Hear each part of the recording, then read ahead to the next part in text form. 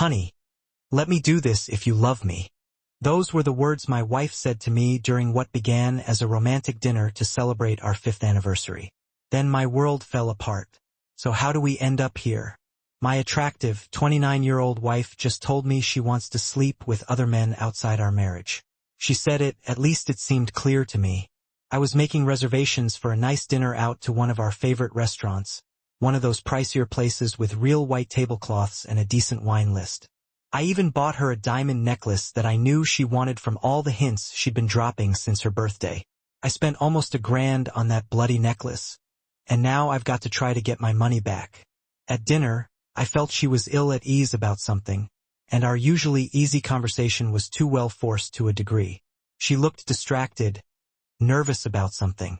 Her eyes were darting about the room, like she was looking for something or someone. She normally looked me in the eyes when she talked to me, but tonight she was looking at the table, her wine glass, just about anywhere else than at me. It was only after that, when we had concluded the main course and were working on a second glass of wine, that she got to what was presumably her point. Honey, let me share with you a couple of things that have bothered me long enough. They've always been on my mind, and I really need to take action upon them. I stopped and set my glass of wine down. What was she talking about?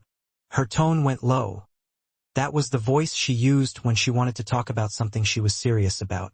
What was it that was bothering her? The first thing that came into my mind was that maybe this was her way of hinting at last being ready to start talking about children.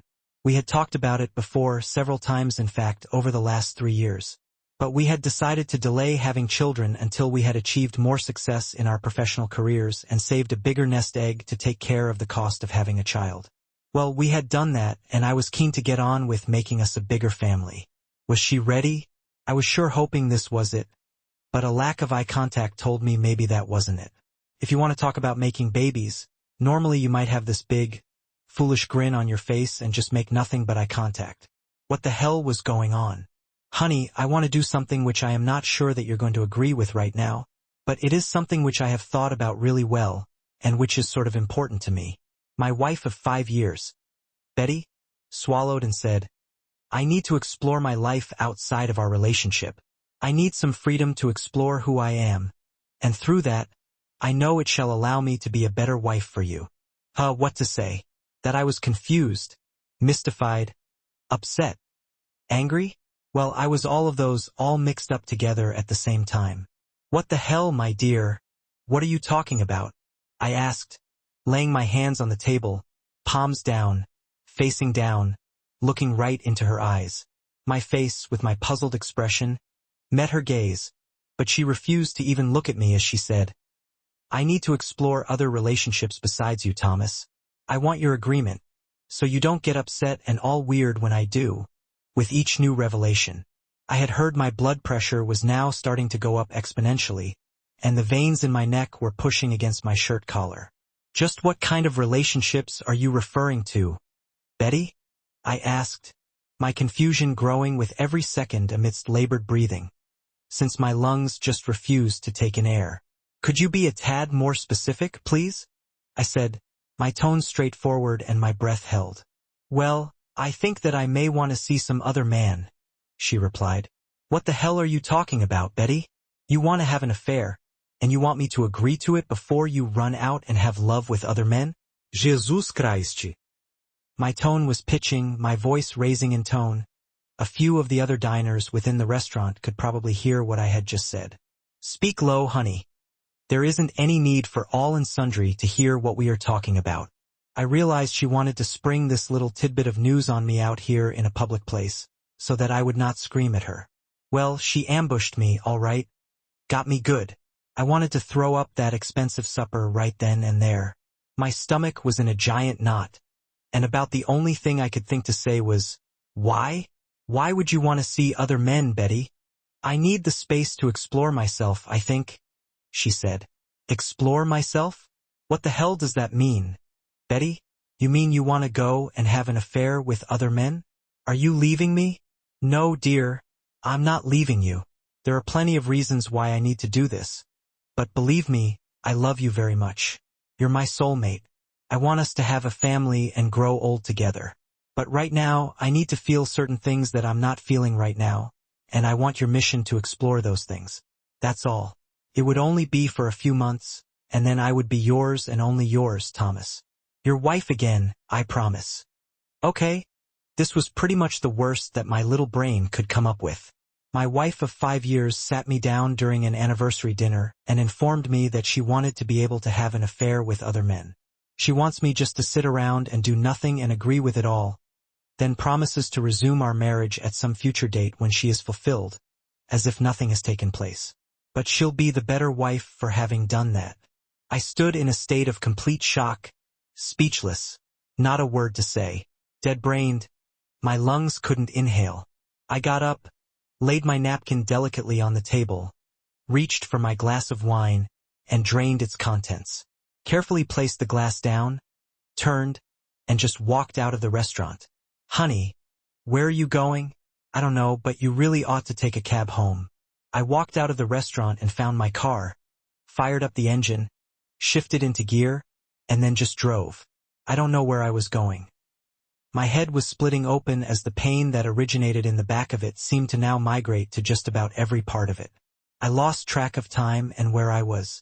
I did not recognize the place I was every morning when I woke up in the car. I got out, stretching my arms and yawning, trying to recollect what had happened, hoping that it was just a bad dream. I needed to take a piss in the worst way, then get a giant cup of coffee. Anyhow, I knew I needed to figure out what I needed to do before I went home.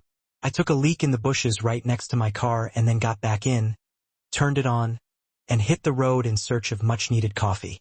I walked into a small diner and ordered some breakfast that went well with the coffee. I started thinking about the problem at hand. Certainly, I could not let my wife go out and start loving other men. That would be the end of our marriage for sure. Even after what she had told me last night, I had started to believe she wasn't the woman that I believed her to be.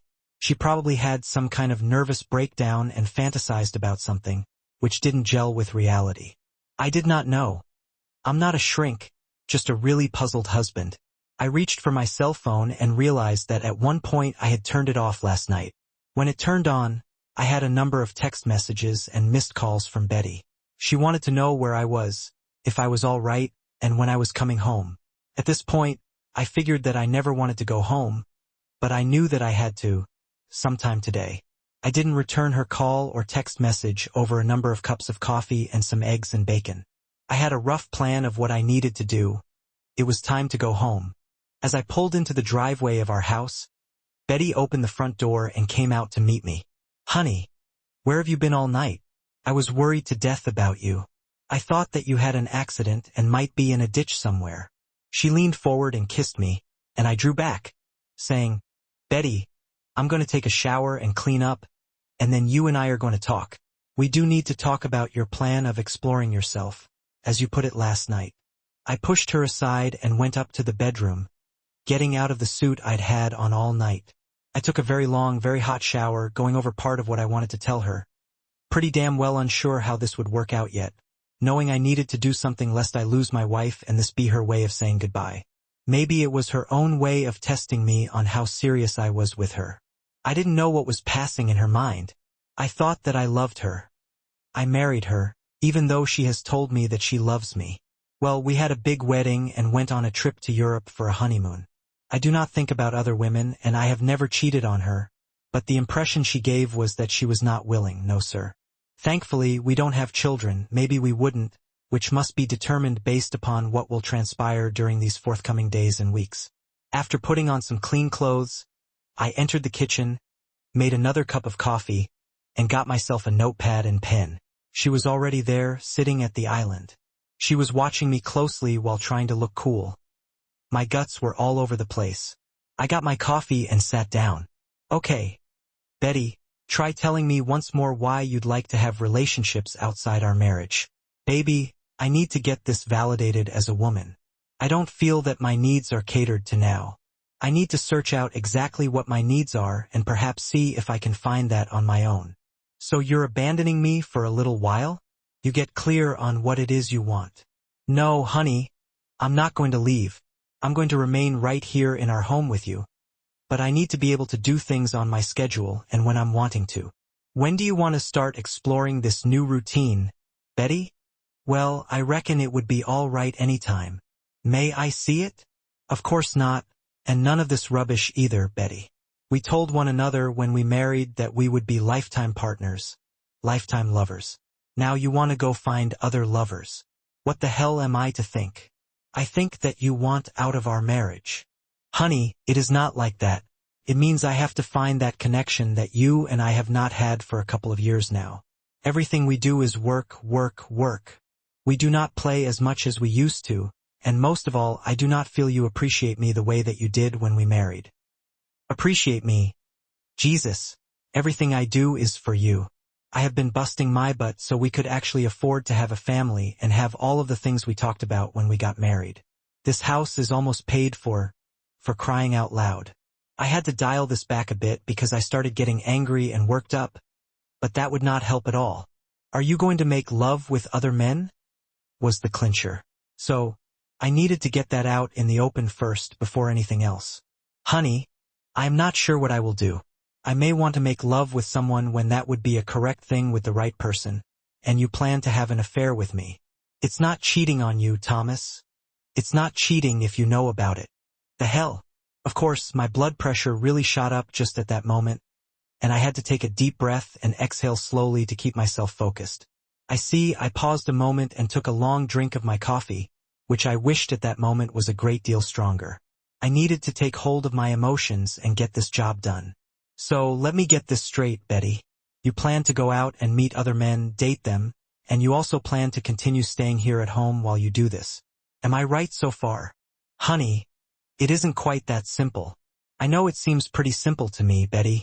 Are you planning for us to do anything together during that time? You are still a married woman, you know.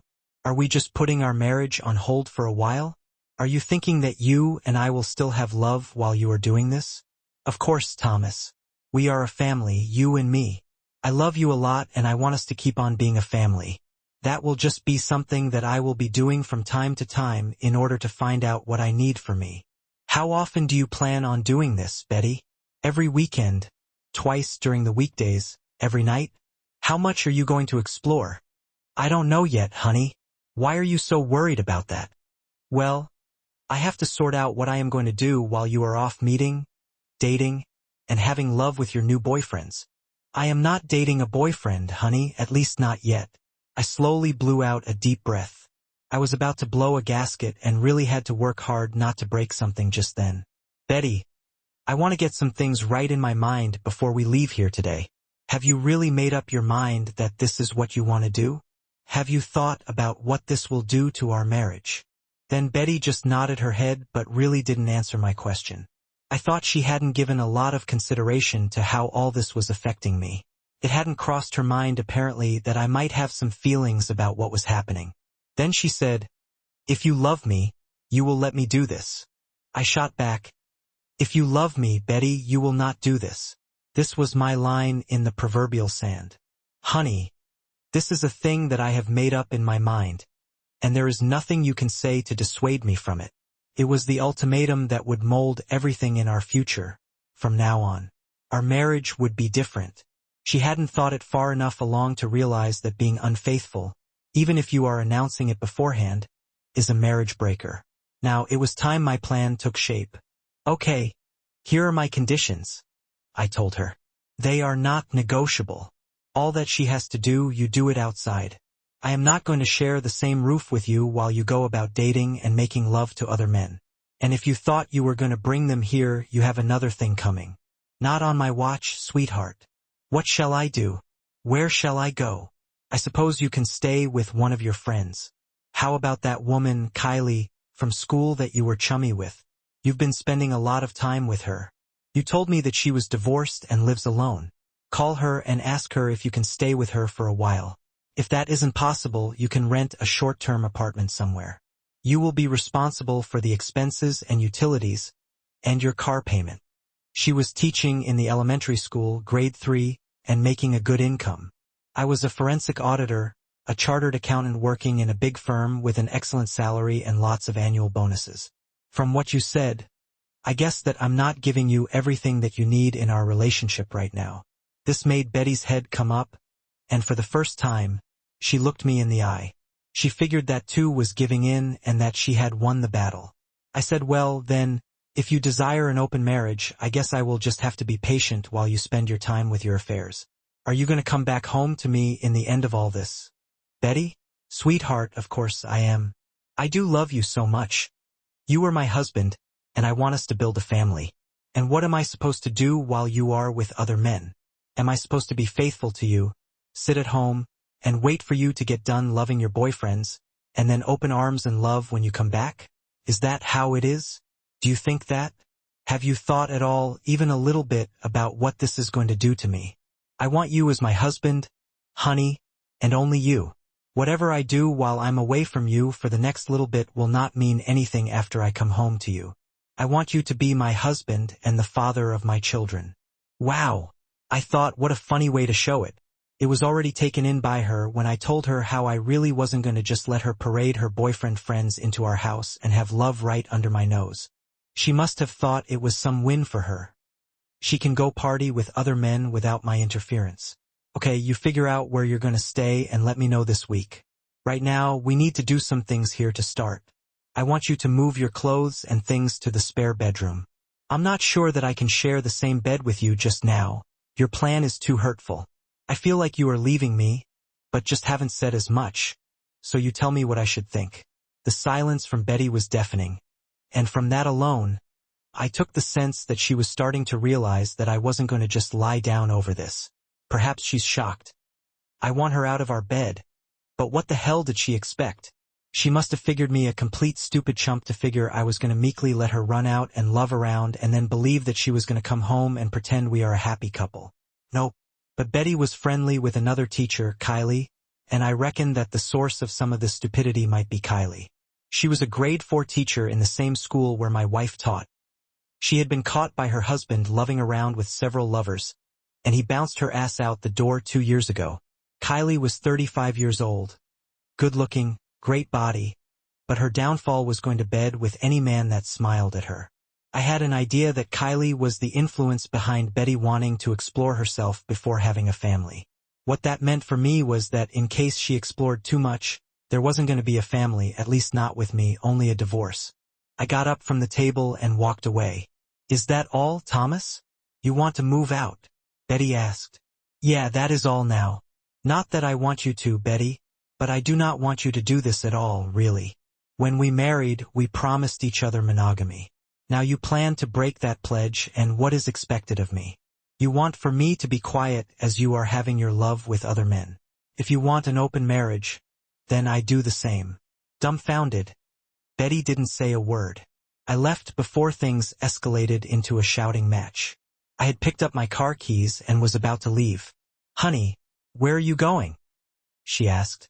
"I am not sure right now, but you mustn't forget to pack your belongings in a guest room and start searching for a place to live. Remember, you must not raise a hand on me and our marriage till you are out of here." I turned and left, shutting the door a lot more forcefully than I normally do. Push would be coming to shove, and I was fully prepared to be the one to leave, but since my wife was the one initiating this affair, then she could be the one to have to be inconvenienced. Besides, I could think of nothing else but that it was that slimy Kylie pushing her toward this, so she could be a hero who takes her in. Of course, I had to really restrain myself from going to Kylie's apartment and punching her in the nose. Up early Monday morning, I was off from the office before Betty got up. This therefore meant that I had many things that had to be done to my plan if things were to go just as Betty had wanted. Yet, I would not put up with her cheating on me, since she seemed to have made up her mind about ending our marriage. I had to get working. It was the pain from the fact that she thought she could go find love outside our marriage and that I'm stupid enough to stand by and let her do so, and then pretend all is well when or if she came home. What if she comes home with some disease or pregnant or both? No, not happening. First of all, I called up my attorney. My attorney was actually a friend of mine who handled the more routine business that we needed an attorney to do, which included real estate, wills, that sort of thing. I didn't think that he would do the divorce work, but would be able to refer me to an attorney who does. And a good divorce attorney was on staff. My meeting with her was set up for that afternoon. It was an emotionally exhausting meeting, but my new attorney was a forceful litigator, current on all of the state statutes. I did not want this dissolution of marriage to be adversarial in any way. Rather, I was fairly satisfied with a 50-50 split of all of our assets. Neither one of us brought much into this marriage, and we'd both been building by working full-time, adding to an ability to live comfortably and start a family, up until now. So I was happy to split things down the middle. I'm not a completely heartless man. The papers would be drawn up, then I had to wait until such time as I could get proof that my wife was screwing other men. And until then, this was a preliminary move on my part. This week dragged on and on. I tried not to stay home for as long as possible in the evening. Most of the time was spent outside, mostly in the gym. I needed, somehow, to take this stress off. Lately, I did notice she had been spending a lot of time with Kylie, and on Thursday, she let me know she was staying with her for a couple of weeks to find another, better, suitable place. I knew this would be convenient for her, a place where she could love her boyfriend friends without concern of me interrupting. That would mean Kylie entertains all of her boyfriends at the same time, so it is like a real party. Jesus, I'm so sick of it. On Saturday, my wife of 5 years and 1 week confirmed for me her decision to have love outside of our marriage by packing her things in her car and leaving. She turned around just before she was about to leave. Honey, I don't want to go.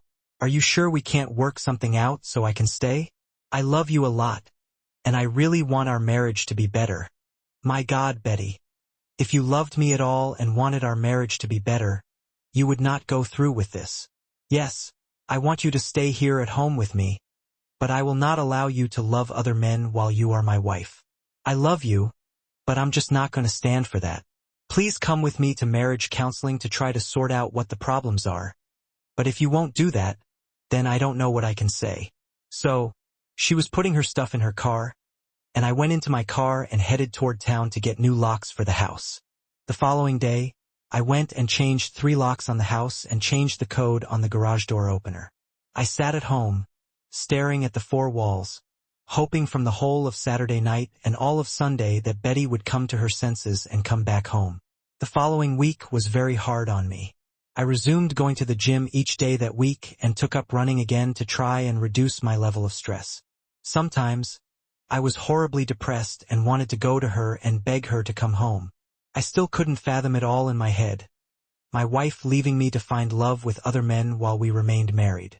It is very hard, even today, to describe the failure I felt inside. Was I that useless, that my wife would readily rub her infidelity in my face? I guess so. I immediately went to the internet to perform research on the psychology of cheating and why spouses cheat upon one another. Another shock awaited me when I discovered that approximately 40% of all married people cheat upon their spouse. I was also shocked to learn that, of that group, nearly 90% remain in the marriage. Cheating, if performed by one or both spouses, is more often than not quietly tolerated by the other partner. Often, there are children to be considered, and it is easier for the other spouse to just accept the infidelity if it is discreet and continue as if it were not happening. Wives who cheat, for the most part, say that they love their husbands and families but are looking for new feelings outside the marriage. What many of the women having affairs say is that the home is a lot of work. The daily grind of keeping a family afloat with all the activities kids are involved in, combined with a mundane work life occupying their daily lives, makes love and intimacy with their husbands boring. What women wanted was new feelings with their lover, who is focused on them alone, and not discussing kids or errands right after love. Perhaps the secret to success in a marriage was treating your wife like an adulterous spouse, but without the divorce, simply enjoying love. Maybe I should just go try picking her up from that club she and Kylie will be going to. People cheat on their spouses for many reasons, including but not limited to the following: lack of love in the relationship, no passion, no connection between wife and husband anymore, and as revenge for the other partner having cheated. Some women have even said they cheat on their husbands in order to save their marriages. I don't know about that one, but that is what they said to those who have studied marital cheating. Marriage is complicated, and relationships take work. Open marriages, whereby both spouses know that they will have other relationships and love partners, seldom ever survive in the long run. This is because the emotional bonds are set up, and some feelings will get hurt somewhere down the line. Most will not find it less complicated. Polyamorous marriages would be even more challenging, especially if there would be children to be considered. So there is always the problem of an STD being introduced into the relationship, which is a constant threat. My own belief was that monogamy was best in a marriage, and if both partners did not agree with that, then they should not be married. They should look for a different person to be married to or to be in a relationship with. Had I run my wife off and away, wasn't I put wood in her woodshed to keep her warm while I went away to do what I had to do to make a life for us? Had I done wrong? I don't know. I only know I wasn't happy. My wife had gone from our house to have love, as it is called, with other men. She looked, as they say, for what I wasn't giving her. I couldn't see her strategy leading toward the betterment of our marriage, and so the next week dragged itself along again. I did not call my wife once, and Betty only sent one text to me to ask me to forward her mail to her. There, she had nothing to say to me that gave any indication that she wanted to stay married. It was all business. Clearly, she was getting on with her plan to find a boyfriend or two to have fun with. I thought later on, after that, following her from the apartment to wherever she and Kylie went to see who she was meeting. I rode by the apartment several times but never stopped, and decided that was something I couldn't do to myself. I had to let her make the decision. Otherwise, she would never be my wife again. More time only works to reduce the slim chance of her ever coming back to me, and that too works both ways. The longer it takes her to come back, the less likely I'm going to want her back. A whole month had gone by in near silence between us. One day, Betty showed up at the house unannounced. Her key wouldn't work, and so she rang the doorbell and knocked on the door. I went to the door. "Hello, Betty. What brings you here today, sweetie?" I asked. "My key doesn't fit in this lock somehow." "What is wrong with it?" she replied. "That's because I changed all the locks." The words tumbled from my mouth as though I was ice. Betty nudged her way into the house, but I stood between her and the entryway. "What do you want, Betty?" I asked. "I came for some of my things that I forgot when moving in with Kylie again," she said. She did not come to see me. It was more of a matter concerning her things and purely business. Besides, she did not care about me or what she was doing to me. Whatever hurt I may have been going through simply did not cross her mind. I was clearly just getting in the way. Was she that stupid or dreaming, assuming I would not mind her beautiful games with other men and just take her back? "There are some boxes in the garage with stuff that is yours," I gathered up off the floor around the house. "Why did you do that, honey? I'm coming home in a few months, so there is no need to pack all of my things." I let her in the house. After all, it was still half hers. We went to the garage, and she could see a dozen or more boxes of things, ready for her to take. "For how long will you stay with Kylie?" she asked. "She's been really great, and I'm going to be staying with her for a while. I'm sure this is not going to last much longer. Probably a couple of months more, then I'm going to be back. And I am going to be an even better wife to you, honey. Then we can make a baby or two and be a family." But that comment caught my eye and my attention. Yeah, right. I wasn't quite sure how loving other men was supposed to make her a better wife and eventually get her prepared for motherhood. But in some kind of twisted logic, probably implanted by that Kylie, that's what she wanted to believe. She knew for sure what she had just said was all crap. I had other ideas on the whole business. "So now you have a boyfriend?" She colored bright red at my question, and I knew this in an instant. "Kylie and I have been out on some dates with guys from the club that we go to, but that's all." "How is the love with a new boyfriend's going?" she asked, flushed. She started digging in the boxes for whatever she wanted to take with her. The question was rhetorical, so I knew the response. I left the garage and went into the kitchen to have my coffee and read the newspaper. A few minutes later, she came out with a large bag full of whatever she wanted and looked around the kitchen. I think she might have been expecting that the house was a mess without her to take care of it. Well, not quite. I'd actually had a cleaning service that came in 3 times a week to clean the place, and it was pretty pristine. What really struck me, though, was the way that she looked dissatisfied by how empty it all was of clutter. No towering stack of dirty dishes, no towering stack of beer bottles, no vast mountain of dirty laundry. No, it wasn't the house. It was me that had to keep in running condition, so that I would not go crazy stewing on this idea that my wife had gone to cleave unto other men. Ain't there something else you want, Betty? I could sense she wanted to know what was happening on here, behind her back. So, honey, you've been okay since I started staying with you? I am fine, pretty busy with work. I've been traveling around most of the time. Honey, is she going out any time? Or will she just stay here with no one there? It was the great question that I eventually expected. What was it that I said? Yes, what is good for the goose is good for the gander. Time now for me to throw a small grenade into her basket and see what she does with it. I tried to stay active. I joined a bike club and we ride 2 times a week. That's wonderful. We do a structured ride where we all start together, ride 40 to 60 miles, and then just enjoy the company of our fellow bike riding friends afterward. We always go someplace afterward for a beer and a burger. That's wonderful because riding that distance really works up your appetite. Between exercise and the tension she was placing on me, I had lost 15 pounds in the last several weeks. Getting plenty of exercise was probably the only thing which kept me from having a complete nervous breakdown. I made sure to keep away from too much alcohol. That would do me no good. That's nice, she said. It was in such a way that maybe had a different meaning than what my response would indicate. What I took to understand from it was whether I was meeting other women. I think that as she drove away from the house, Betty realized that it just wasn't going as she had figured. Maybe her faithful husband would just go and meet another woman and find that he didn't have to hang in with her. Maybe this finding a boyfriend plan to get the attention that her husband hadn't been giving her was bigger than she bargained for. I came to find that she had been seeing 2 gentlemen from the club that she and Kylie would attend.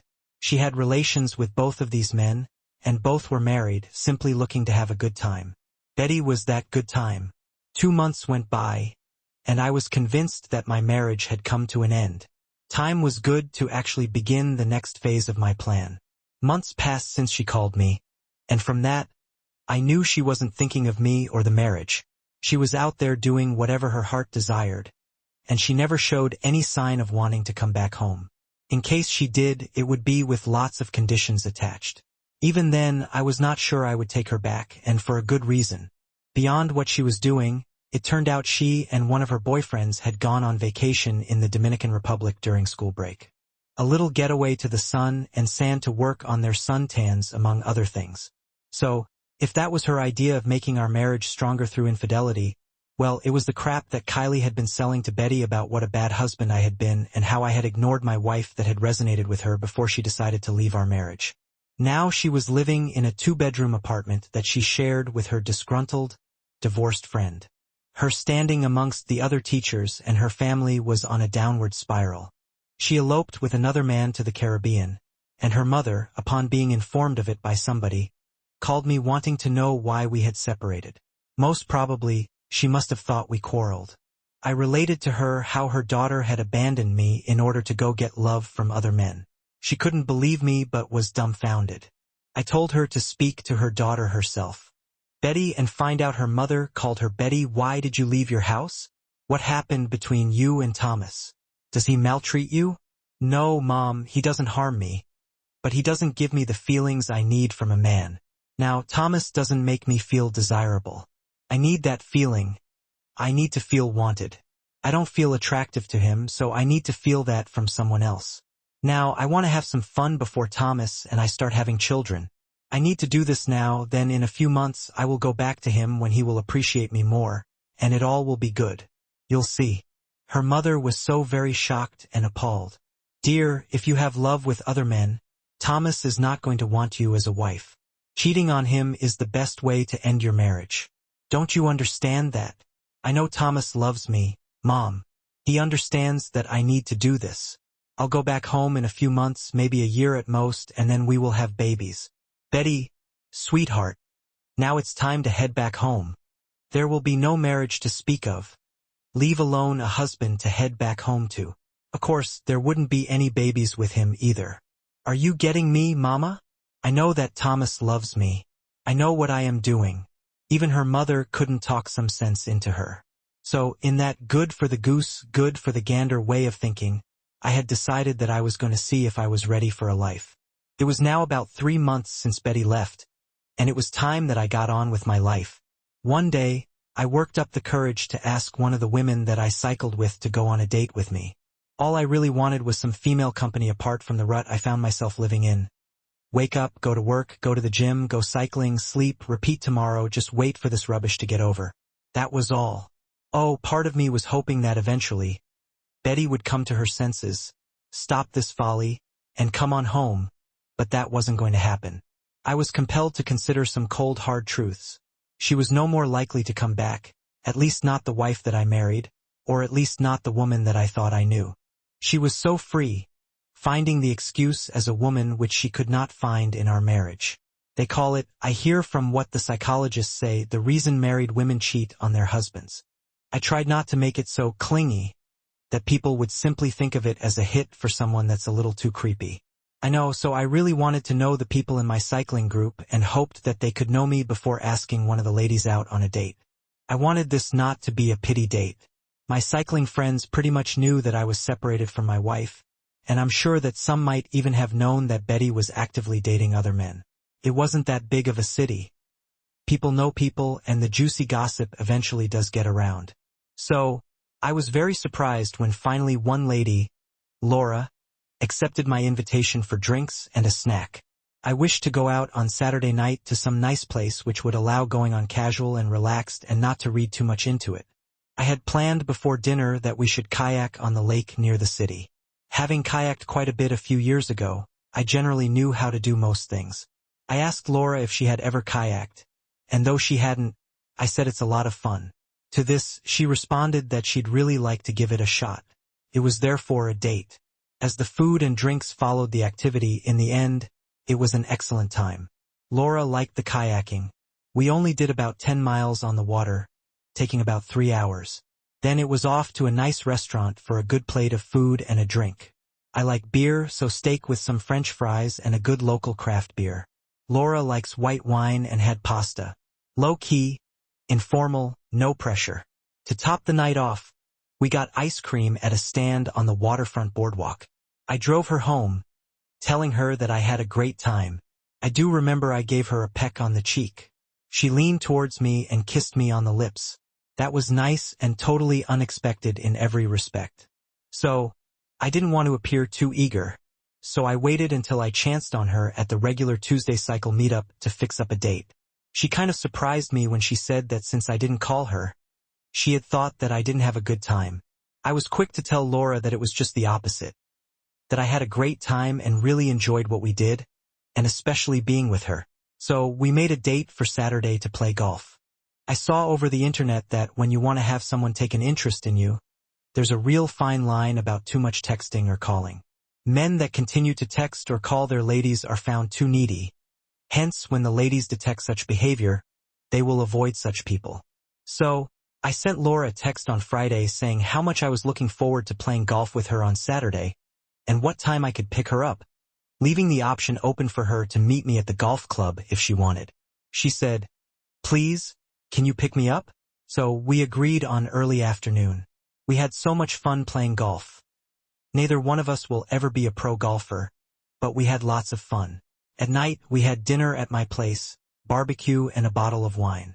Later that night, over dinner, it was getting close to her time to go home when she could quickly snatch the car keys from out of my hand and onto the kitchen counter, and asked me to take her to the bedroom. Waking up the next morning to the most beautiful woman sleeping in my bed, with her arm over my chest, was another story. Laura has dark, luxuriant, long hair, lovely green eyes, and skin without a blemish. She had this small scar on her chin from a bicycle accident, but that scar gave character to a really pretty face. She stands tall, about 5 feet 11 inches, and slender, maybe 140 pounds, and is in great shape. She is a nurse at the hospital in the child pediatric department. Her every action speaks to the fact that she has compassion for people. She appears to be the real deal. She has an air about her that immediately drew me into her when I met her. We breakfasted out on my patio, and then talk turned to me and my plans. "And are you going to divorce?" That was a touchy subject because I could see where it was going. Laura wanted to know what my plans were before she would invest emotionally in me. That was a reasonable request. After all, what woman in her right mind wants to invest time with a guy who may go back to his estranged wife in a month or two? When I described to Laura the apparent way in which Betty had explained the reason for her departure, the look on her face told me all I needed to know. She thought, indeed, that Betty was not coming back. I only needed a little push now to get on with the next part of my plan. On Monday morning, I called my attorney and instructed her to get her investigator on it. I needed to know how many men she was having an affair with before dropping the divorce papers on her. She was seeing a string of men, most of them married, who after leaving various bars and clubs around town, would always end up in Kylie's apartment for the after-parties. 2 weeks later, the divorce petition was served upon Betty, and that was when the fun really started. One night, she came to my door, and I went to answer the ring of my doorbell. It was my separated wife who held a brown envelope that seemed large. There was that look in her eyes, haunted. "What are you doing here today, Betty?" I asked, my voice tinged with surprise. "A man came to me today with these papers.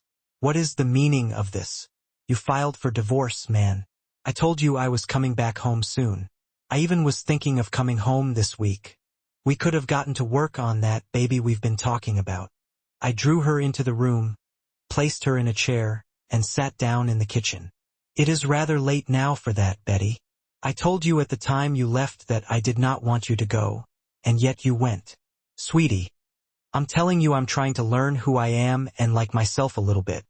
I couldn't help but chuckle at this. "So now, do you feel good about yourself? Do you feel validated enough as a woman? The novel relationships are tried and exciting. People meet, have enough lovers.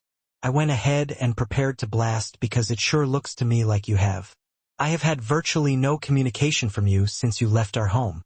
You did not call me on my birthday. That is because you were loving one of your boyfriends in the Dominican Republic that week. Your mother called me and wondered why you did not even call her on Mother's Day. Jesus, have you spent the entire time on your back getting loved? Sweetheart, dear, I love you loads, and I know I may have gone all out. So I'm heading home today." "Whoa, no, you're not, sweetie," I said firmly. "What are you talking about? I am still your wife and this is still my house too. So, I am coming home today. I am going back to Kylie's place now and get my things, and I'll be home in a few hours." "Oh no, you're not. Did you read through all of the documents in that package you got at the back? You'll see a judge's order telling you that you are not to come more than 500 feet from this house until such time as the divorce is finalized. So right now, you're technically in violation of the court order. Now, I'm not going to complain, but you need to leave here, and we can see each other in court to sort out the details." Betty was slowly realizing that I wasn't joking about the vows of marriage. These things called love, honor, cherish, faithfulness, and that little section about not playing around with other guys were serious business. "This house means nothing to me, Betty. If you want, that's fine. It's almost paid for, so my half is worth about $150,000. For that small sum, it can be all yours. If you don't want to spend that kind of money, we will sell it and split the proceeds of the sale. It's that simple. But right now, you are not moving back, at least not while I'm here."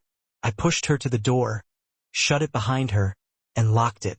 A month later, we came to a settlement and quietly out of court settled for a divorce. She got half of everything that was ours. She was legally entitled to it, wasn't she? The house was sold and I moved on. Betty returned to her new schedule. A friend once told me that in the school where she was teaching at the time, it was a charter school, she had been advised to keep her social life rather more low-key. Apparently, there were parents in the school who knew that she had boyfriends in the locality and did not want her teaching their kids. It was mainly the mothers of the children who were complaining, but they also, in private, were not behind in expressing the stink that was teaching their kids. Some of the fathers to the children could have been her lovers. She was soon diagnosed as having contracted a sexually transmitted disease, one that was non-fatal but one which would require no love for about a year. That wasn't really a big deal since she was pregnant in the first place. It appears that one of her boyfriends had taken care of the deed. She had stopped being responsible about her birth control pill, too much booze, too frequently. The father is unknown but had an odd resemblance to one of the teachers at her high school, a married teacher. My divorce finally went through, and I was rid of Betty. It's now about a year since all this nonsense with Betty started. I bought a new house, got a promotion in my work, and the most important thing, Laura and I live together. We proudly announced that this summer we will get married and about Christmas we'll be parents.